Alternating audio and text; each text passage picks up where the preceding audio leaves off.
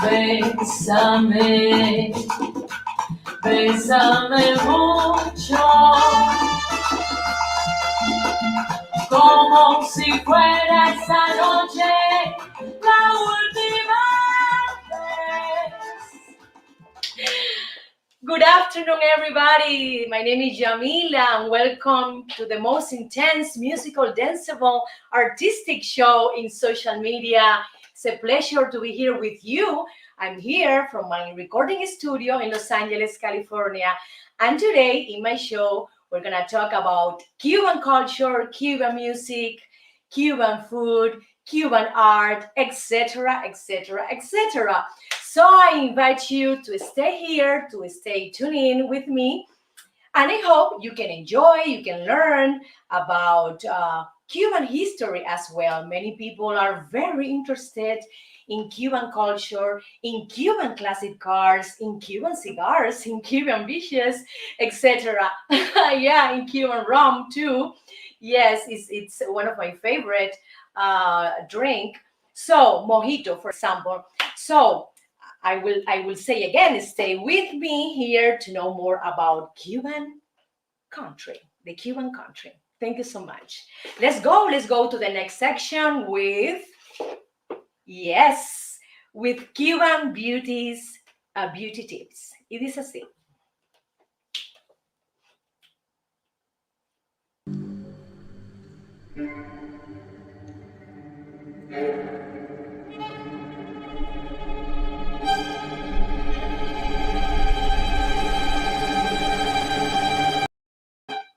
Wow, in this section, my friend, in Curve Mirror, we're gonna talk about Cuban women. How do they take care of herself, of what kind of products they use? Well, as you all know, Cuba has a very difficult economical situation for a long time, and Cuban women don't have any variety of creams or makeup, etc. I remember when I was a child that my mother used to use a cream called cold cream, like a thick cream for all over her face. But she didn't have any kind of eye cream or I would say makeup remover, eye makeup remover. No, no, no, not at all. They only had just one cream for everything. Imagine that. With the years, Cuban women have the opportunity to have more variety. Right now, you can find different makeup lines in the stores in Cuba. Also, you can find creams. One of the famous cream in Cuba is Alicia Alonso. Alicia Alonso was the main dancer, the main maître in the National Ballet of Cuba. And in Cuba, they created a special line for beauty for the Cuban women called Alicia Alonso, as well as perfumes.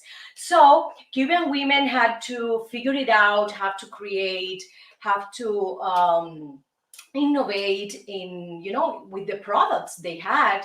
So they use olive oil, they use mask to, embellish, to protect, to take care of her skin. They used to put some honey, some kind of egg, this kind of mask. And every weekend I saw many women in my family to put on these beauty treatments. Also, I remember that a lot of Cuban women, my grandma used to tell me, you can, for example, with your towel, you can do this in your face. You just, when if your face is wet, you have to do this, like little pads in your face, to remove the water, but not in a rough way to use the towel in your face, because they said that it will damage your skin texture. It's very important to know that. Also, for example, my grandma taught me that you have you have to clean this part of the body, the elbows with lemon. Yes, this part, the knees with lemon. So Cuban women had to use the natural products, the wisdom of many generations, before, because they didn't have any, a lot of creams available, a lot of makeup or information available in the market. They use products that they can get from the kitchen, and based on that, they started to create their own beauty products. This is wonderful. Right now, as I said before, in the market, in the stores, they have more variety of creams for the wrinkle, for solar products, sunscreen, many other things. Okay, but also remember that what they did, it was incredible, because they didn't have like many things available for her beauty treatment, and they could create their own beauty products with what they have, in the market, like for example in the fruit market, in the I would say in the kitchen. They prepare, with oil, with lemon, with honey, many things, to improve the skin, to improve their face texture. So, my friend, this is part of the Cuban history. Okay, this is part of Cuban women. Some beauty tips from her. Thank you so much, and let's go to the miracle diet. Yes, miracle diet, food from Cuba. Traigo guaramo frío y dulce que es de mi tierra pa' que goces. Guarapón de mi tierra pa' que goces tú. Traigo guaramo frío y Wow, I love this section because it's food, and Cuban food is so rich. We have different kind of plates. We have different kind of products. For example, the national plate is roast pork con gris. It's like black beans and rice. We have yuca. We have plantains, mashed plantains, and I love it. I love it. I get crazy when I eat this plate, this food, when I go to Cuba. Here in Los Angeles, we can find different markets that provide these products, and I run to the market and get the for example, the malanga. I don't know how to say in English malanga, but it's a great vegetable fruit. Yes, that we used to take when we were babies. Yes, of course. We have, for example, other grains that we use in Cuban cuisine: garbanzo, lentils, also the white beans. This influence is from Spain, because Cuban cuisine have different influence from Africa, Spain, also from Italy, also from China. Yes, this Chinese immigration who went to Cuba.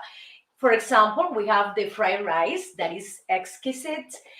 We have this plate that we can have with sweet plantain, fried sweet plantains. That is delicious. And another thing that is something spectacular, it's the tamales. The tamales, this corn vegetable, where they put pork inside, where they put different spices, where they put some mojo, and the mojo is a combination of garlic and onion. This is incredible. And another thing to mention in this section is the sweets, the desserts. And we have a lot of kind of desserts. We have from Spain the flan, we have the torrejas, we have also Cuban dessert with coconut. Yes, coconut with cheese. Also, we have fruta bomba with cheese. We have orange chunks with cheese. This is incredible. And the guava, the guayaba marmalade and the mango marmalade are also, exquisite desserts. More things? Well, okay. Another day I will tell you more things, but I hope you enjoy one of these days the Cuban food in some restaurant here in Los Angeles, practicing social distancing, and you will tell me, okay, if you like it. Thank you so much. And we go right now to one of my sponsors, Fadel Brieva, one of the best realtors in South Florida. Thank you.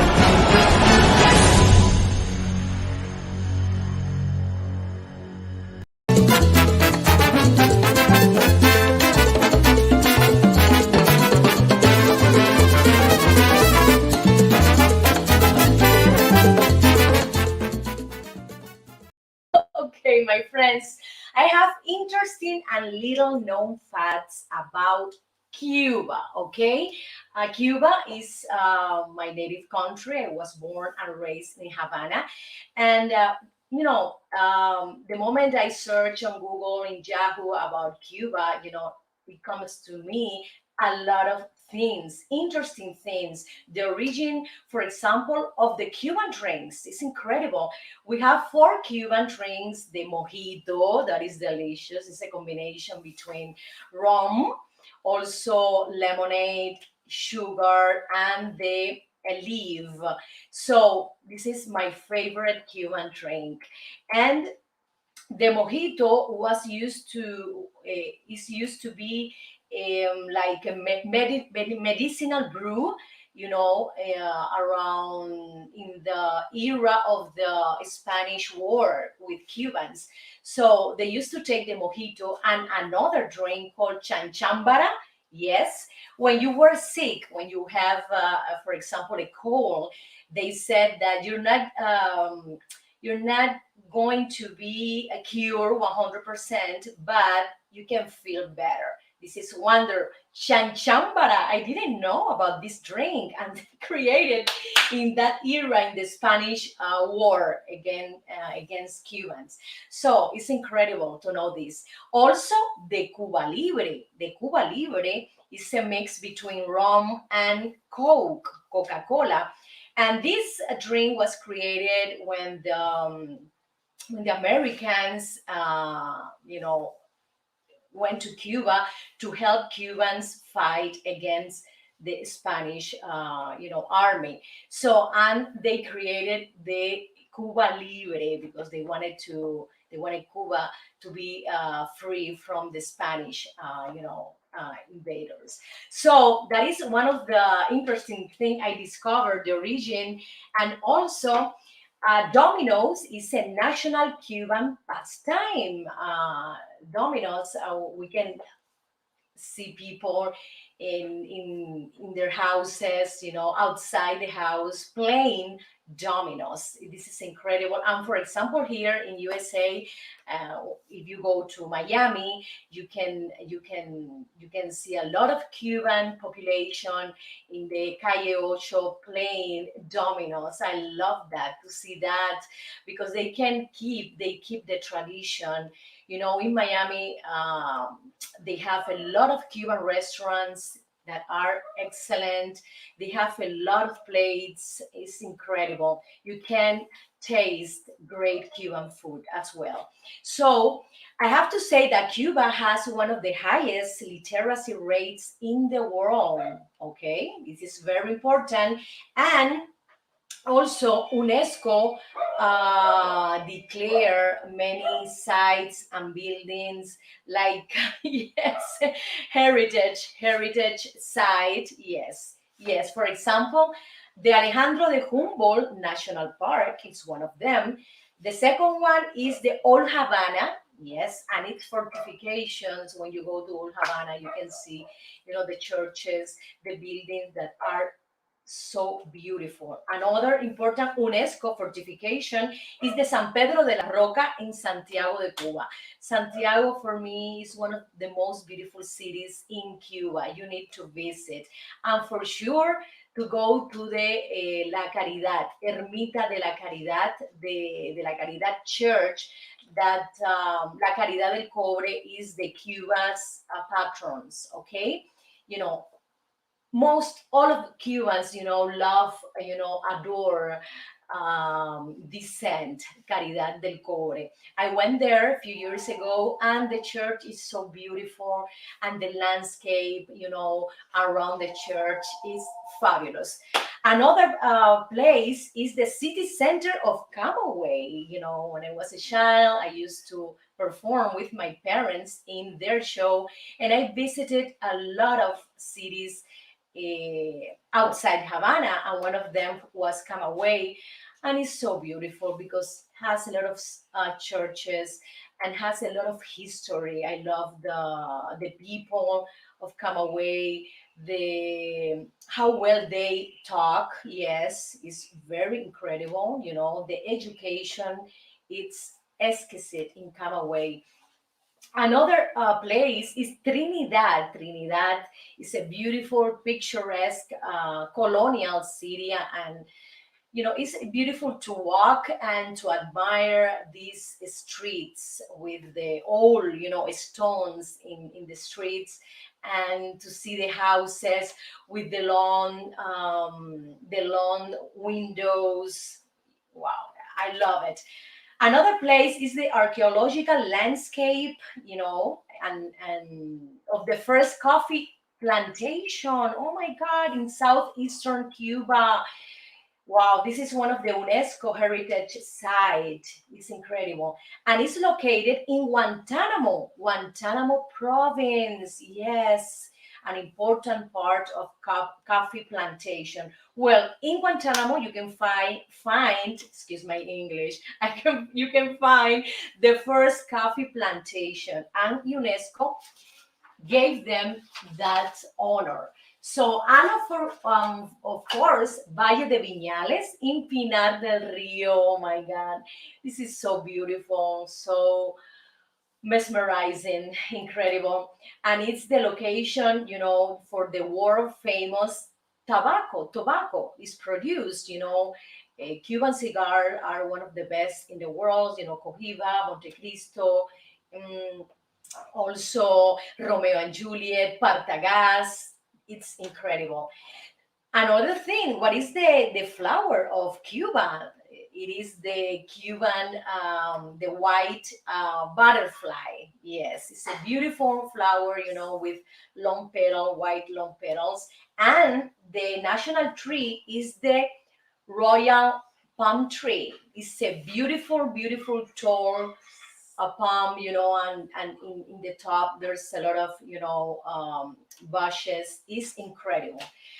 And the last thing, it's but not the least, is the Cuban people. Cuban people is so warm, so humble, so joyful, so incredible.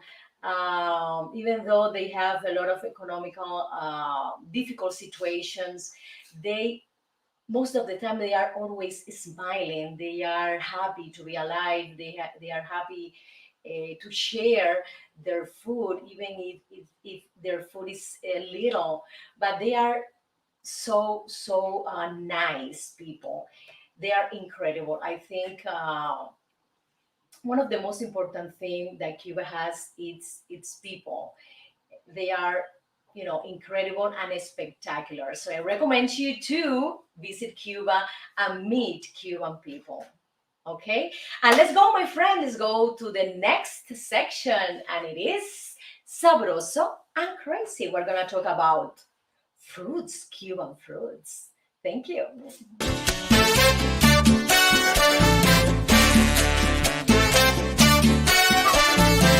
Dame almendra y aguil.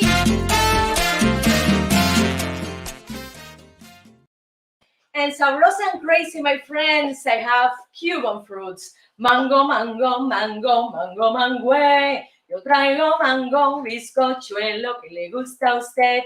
Ay, Dios mío, me gusta esa canción. I love this song. I love, for example, Cuban songs that include fruits because it's part of our culture, of our tradition to consume fruits. Yes, we are a tropical island. We are in the Caribbean. So the heat is so intense, the humidity is so intense that we need to have a lot of carbohydrate, the simple carbohydrates that are the fruits. So the king of the fruits is mango. The mango, this sweet, tasty fruit. You can get different kinds of mango bizcochuelo, mango filipino. It's incredible. I love. It's my favorite fruit. Another fruit is the mamey. It's like a brown, elongated. I would say round ball like this, and inside it's like a nutty flavor. It's a sweet nutty flavor. It's around. The color is like yellow with brown with orange. Yes, has this color, and a lot of Cubans used to use this fruit to make milkshakes. Yes, and also mango for milkshakes. The next fruit is the guayaba. The guayaba is so delicious. I remember when I go to Cuba to eat guayaba, two, three, four. But be careful, if you eat a lot of guayaba, then you're gonna have problems in the restroom, okay? Because the guayaba tend to do some kind of limitation in the bowel movement. So the next one is the coconut. The coconut, it's so popular in Cuba. And they do a lot of dessert, for example, the pastry, the Cuban pastry. Also, they eat it in a natural form. They eat it like this. They do also like coconut with sugar, and they do a dessert. We have another fruit that is the guanabana. The guanabana, this green, round, elongated fruit. Yes, and inside it's white with seeds, and you remove the seeds, and then with that white mass, no, white, I would say not mass, white, I don't know how to say in English, this white, part, you can do milkshakes as well. In the milkshakes, you can do it with water also, and yes, and also with milk. It's incredible. We can combine these two products. Another fruit that we delight is the banana. The banana. So when I was living in Cuba, my grandma used to eat a lot of banana. I used to eat every day a banana, and that is the reason I keep that tradition. I eat one banana a day. Imagine that. And who likes the banana milkshakes? I do. So it's wonderful. And I love to have this variety when I go to Cuba when the fruits are on season, but sometimes you can't find fruits because they are not on season. You just have to buy the ones that is in the market. I would say that Cuba has a lot of variety of fruits, of vegetable. We have also the green lettuce that Cubans use in the salads with cucumbers, with tomato that tastes very, very good. Also, they use the cabbage a lot and the green beans. Yes, yes. Also, again, when it's on the season, you can get it in the market. So, my friend, this is my humble information about what you can find in Cuba, what kind of fruits, what kind of vegetable. I hope you enjoyed. Thank you so much. And let's go to the dance section. You know how to dance conga? Okay, let's try.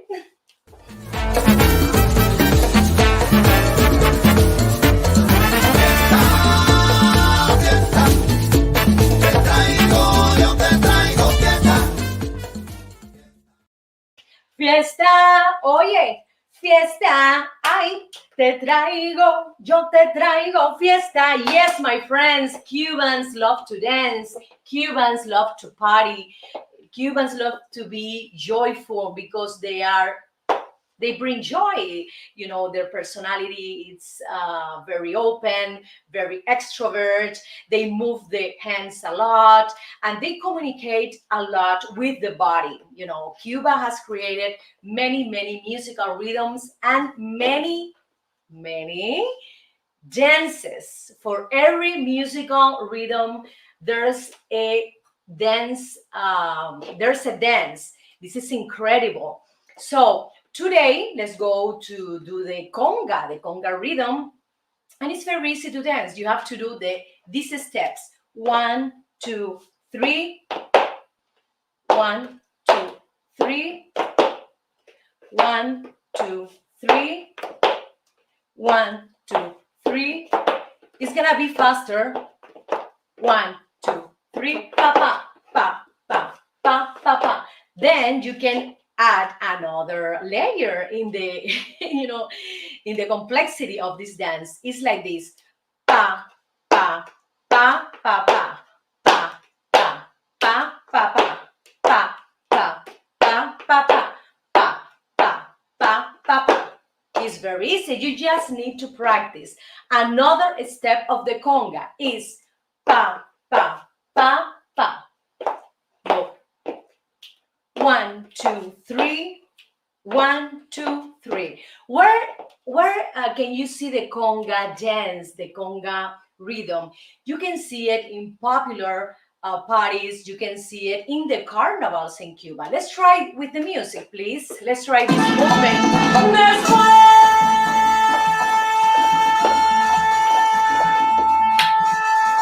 You can do this.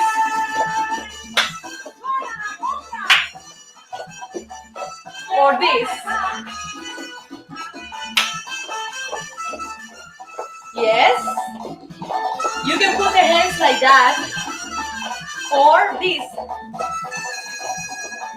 Or like this.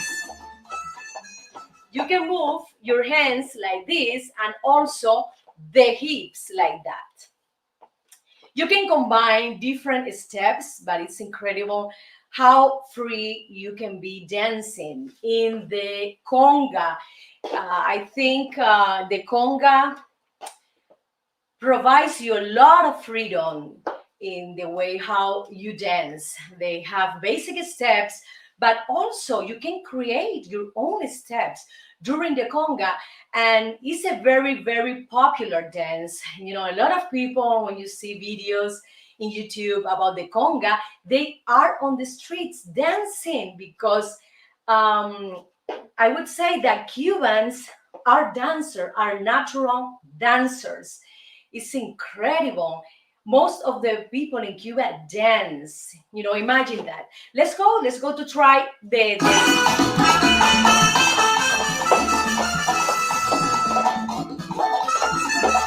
you can move your shoulders like this. Like this. Pa pa pa pa pa pa.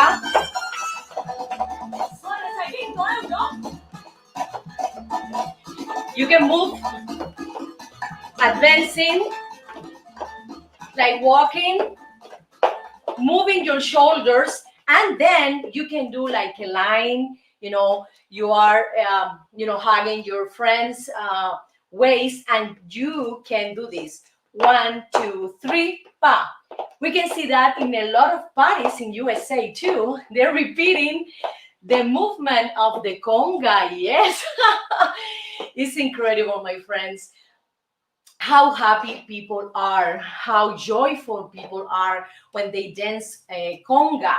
Yes, because it's an upbeat music, an upbeat dance that when you dance, all your body, all your mind is in another happier state. So I recommend you to dance conga, to listen to conga, and let's go to a musical cut. Thank you so much. Con mi tumbao, De La Habana traigo un cha qué bueno está. pa' bailar y gozar. Atrévete un poco más. Es mi cha cha cha. De La Habana vengo yo. De La Habana vengo yo. Con la bimbo fuera con la gozadera, yo te traigo un cha cha cha pa' que baile hasta tu abuela. Ritmo de mi Cuba bella. Pa' que tú bailes, pa' que tú goces morena. My friends, a rhythm from my beautiful Cuba. My native country. I was born and raised in Havana, and for me it's a pleasure to share with you Cuban traditions, Cuban history, Cuban art, and Cuban music, and of course about how are the couples in Cuba. In this section, we're talking about marriage, about relationships that are very interesting.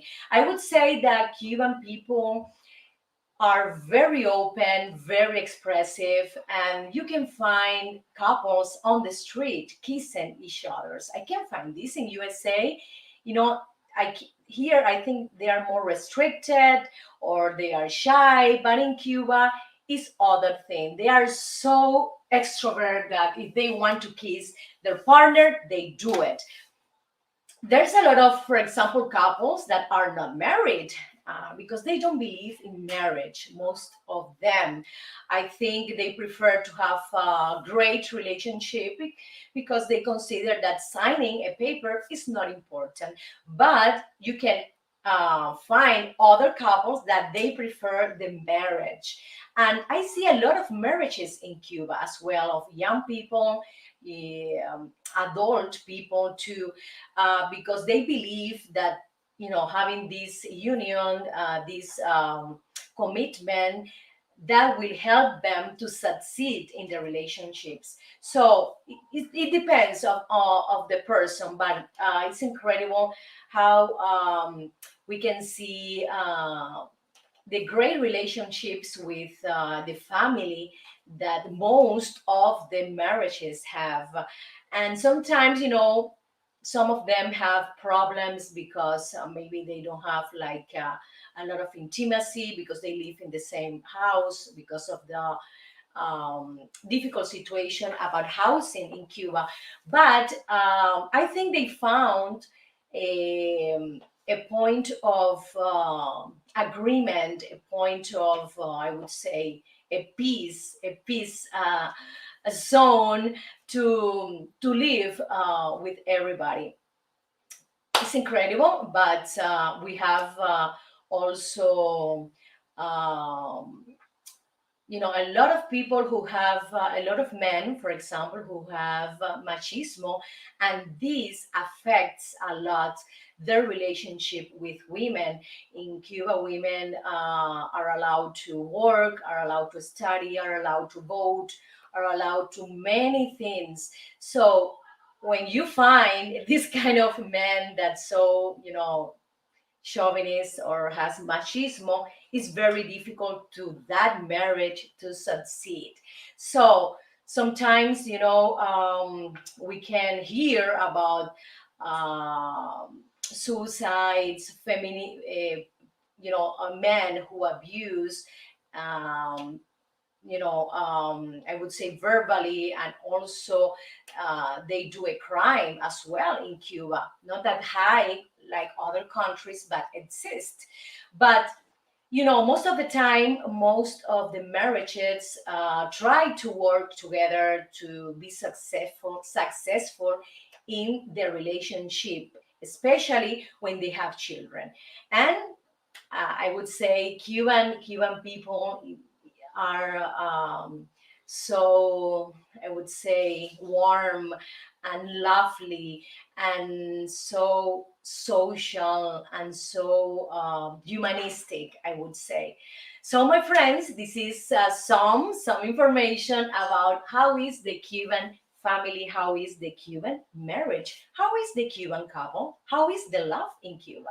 Thank you so much. Bye bye. Let's go to the children's section.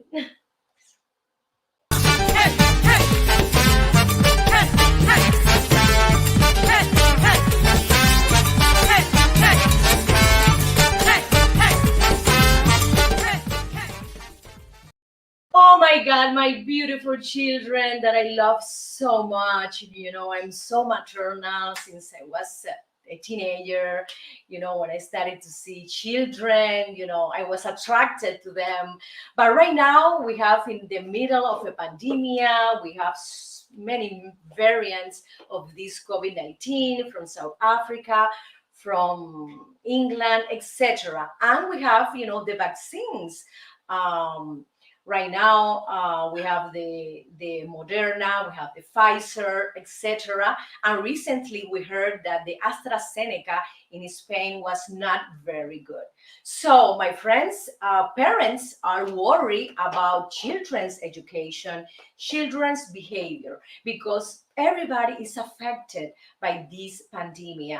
We have to work, I think, more. We have to study more. We are more for sure at home. We're doing quarantine. This is not quarantine. This is 365 quarantine. Yes, because it's more than 40 days. So how can we deal with this situation with kids? I think in my case, in my personal experience, I have to bring them outside home, outdoors, to do some kind of walking, to do some kind of jogging, exercise, because our kids need to do exercises at least 30 minutes a day, at least. Okay, the ideal time is 1 hour. And adults, all the time we are at home, we're not doing exercises. We have to do something to move our body. Why? Because when you move your body, your well-being, it'll be much, much better. You're not gonna be depressed or anxious. And kids as well, they have these kind of problems there. They are anxious and nervous because all the time they are, at home, in front of a computer doing the school.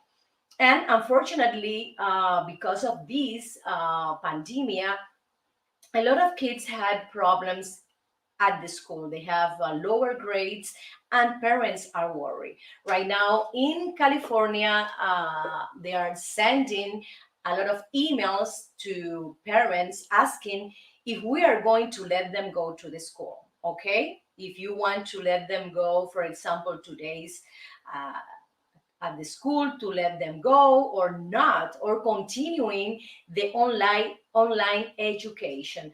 I think we have to talk about it because we have to know how would be the distance between the teachers and the professors, even though the teachers right now are all vaccinated.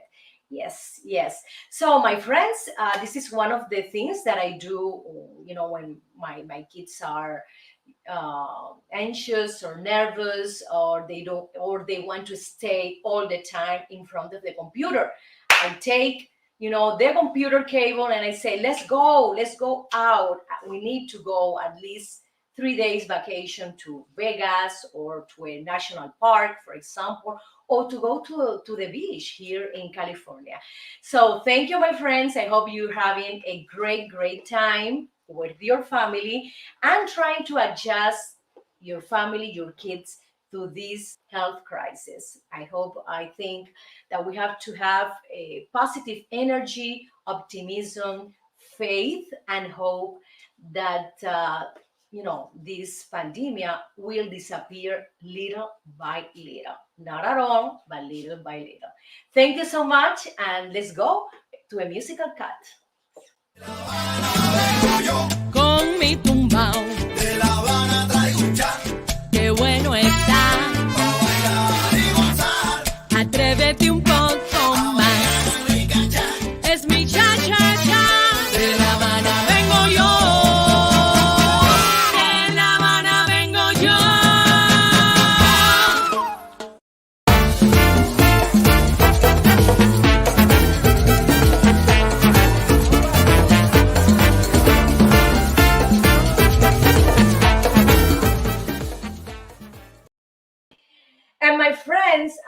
performer, as a singer, actress, dancer, TV host, I love to learn something every day. I love to read about any culture, any civilization. And today we're talking about Cuban culture and Cuban history and Cuban music and art.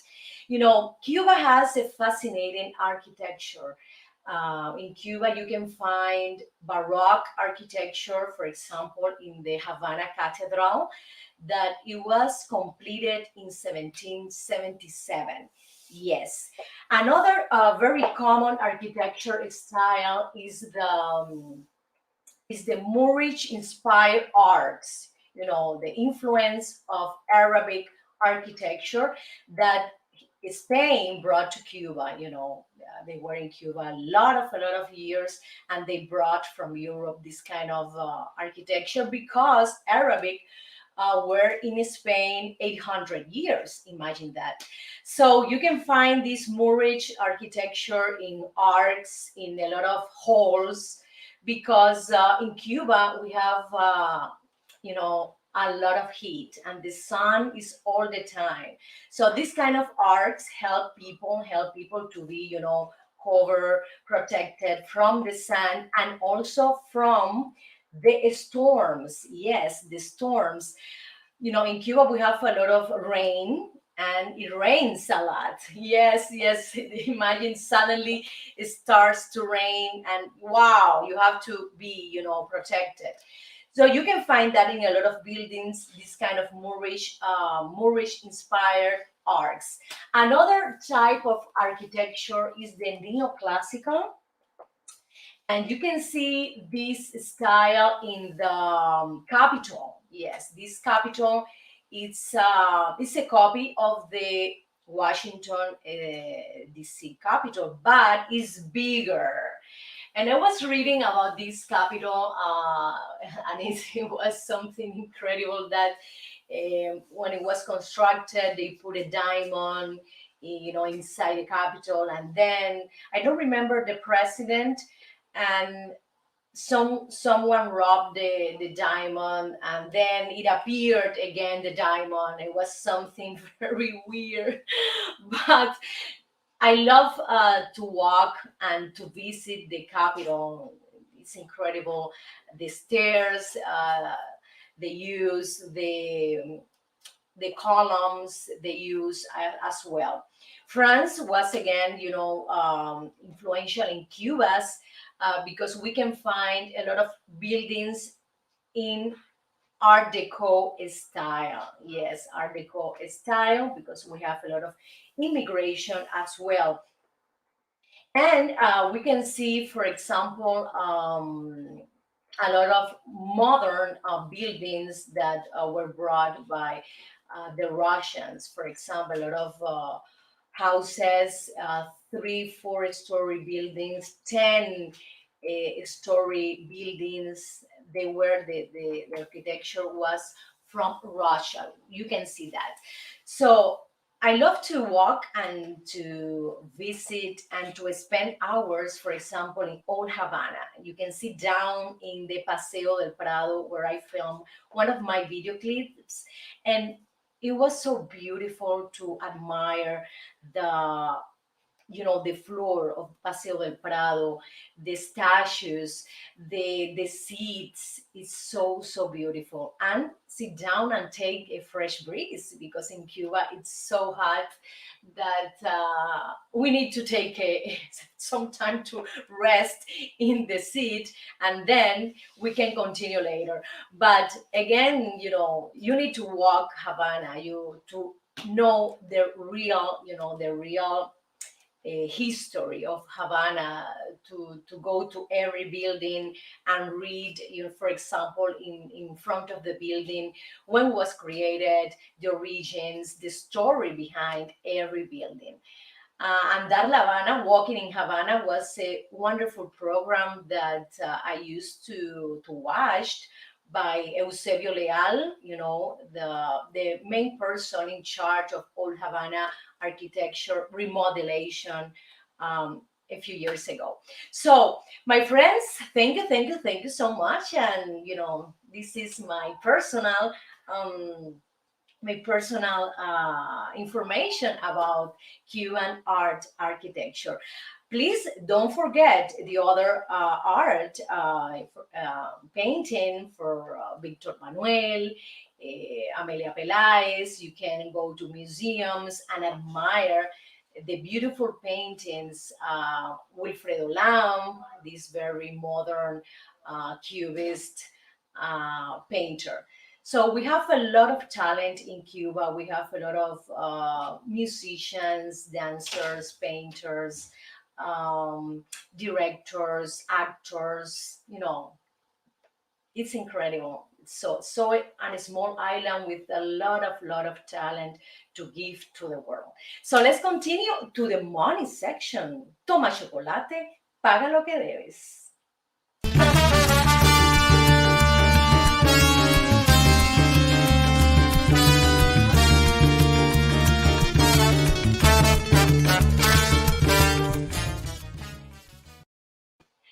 My friends, let's go to talk about money. And money, is important. It doesn't give you happiness, but it helps you a lot. And right now, in this health crisis, economical crisis too, we have to talk about saving money. How do you save money if you have to spend in, for example, in your health?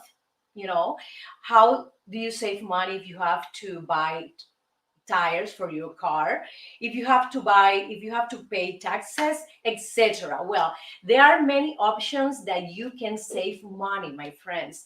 You can go first of all to websites like Amazon, that you can find very cheap things. You can go to another one, very popular, is eBay. In eBay, you can buy used clothes, shoes, etc. You can't buy food. Another store that I like a lot is Costco. In Costco, they sell, I would say, bigger quantities of one product. This is wonderful if your family, for example, is big. So I think as a household head, we need to organize. We need to have a planification in how we spend the money. And groceries is very important because it's the way that we can spend more.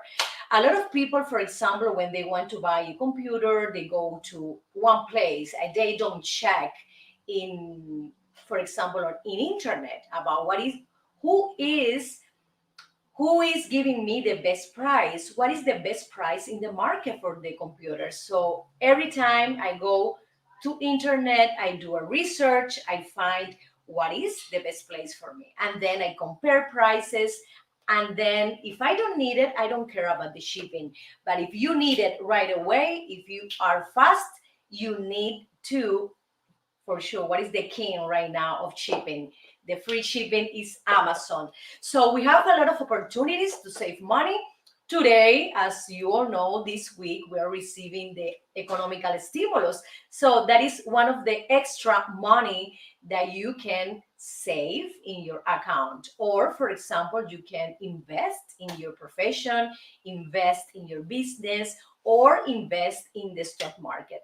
So, my friends, it's very difficult because we are here under a lot of promotion, a lot of publicity in social media. Even if we are in finding something, we have the attack of a lot of products because they know exactly what you like, what do you want to buy.